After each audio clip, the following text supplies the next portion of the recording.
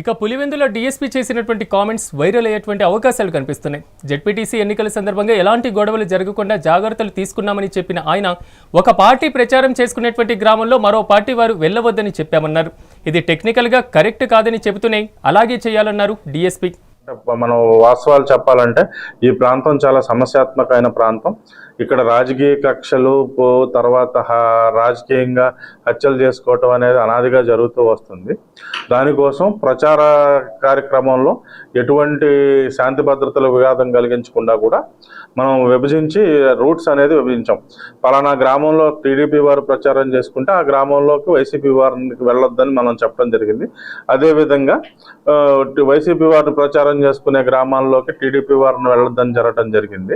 ఈ రోజు జరిగిన ఇన్సిడెంట్ ఏదైతే ఉందో రామలింగారెడ్డి అనే అతనికి పోలీసు వారు నిర్ణయించిన గ్రామాల్లో కాకుండా పక్క గ్రామంలోకి ఎమ్మెల్సీ గారితో పాటు రావడం జరిగింది.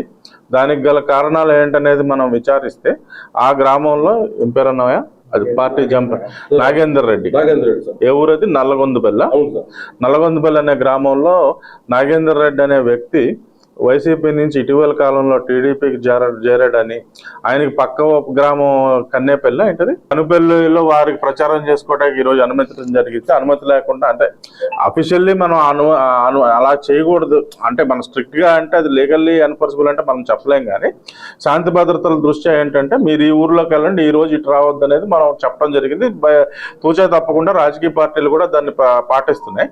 ఈయన కనుపల్లిలో చేసే ఆయన ప్రచారం చేసుకోవాల్సి ఆయన నల్గొందపల్లిలోకి రావటం, ఈ నాగేందర్ రెడ్డికి ఇంటికి వెళ్ళటం, అతను ఏం జరిగింది అనేది ఇంకా మనకు పూర్తి వివరాలు తెలియలేదు.